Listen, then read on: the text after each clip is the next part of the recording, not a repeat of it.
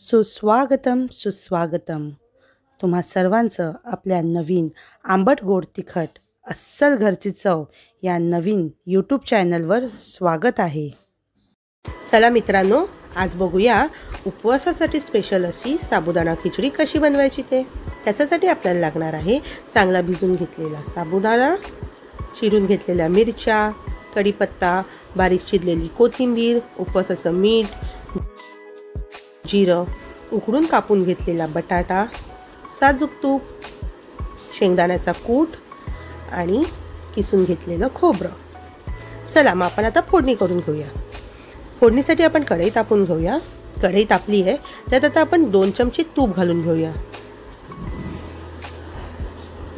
आता आपल्या तुपाला चांगलं गरम होऊ देऊया. गरम झाल्यानंतर आपण मग त्यात फोडणी करून घेऊया.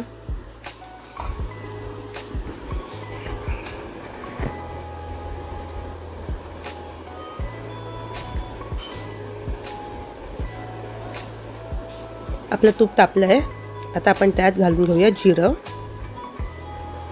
जिरं तडतडल्यावर त्यात आपण घालून घेऊया बारीक चिरलेल्या मिरच्या आणि कढीपत्ता.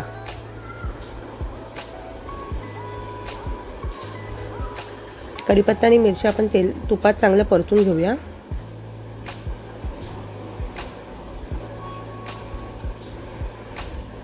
कढीपत्ता आणि मिरच्या चांगल्या भाजून घेतल्यानंतर आपण त्यात टाकूया मोकळा केलेला साबुदाणा.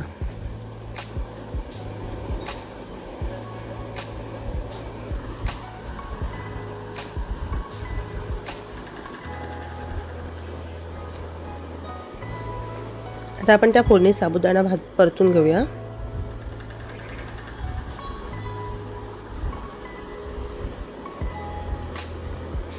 उकडलेले बटाटे टाकून घेऊया आणि एकदा मिक्स करून घेऊया.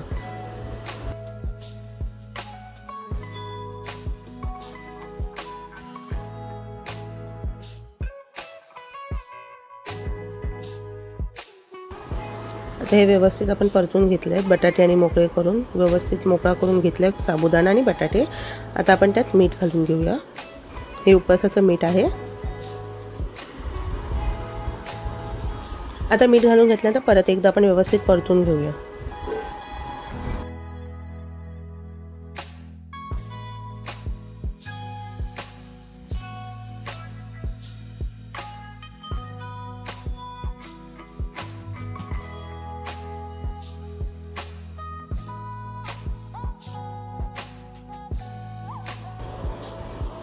व्यवस्थित परतून झालंय.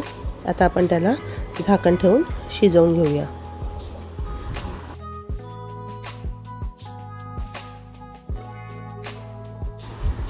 मध्ये मध्ये मी बघत होती, हलवत होती आणि शिजवून घेतलाय व्यवस्थित.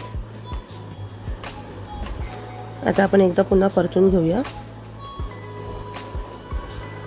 आता आपण त्यात टाकूया शेंगदाण्याचा कूट आणि किसलेलं खोबरं आणि आपण बारीक चिरून घेतलेली कोथिंबीर. सगळे जिन्नस आपण टाकून घेतले आहेत. आता आपण सगळं एकत्र पुन्हा एकजीव करून घेऊया. बघा, साबुदाण्याची खिचडी तयार आहे. आता आपण त्याला सर्व करून घेऊया.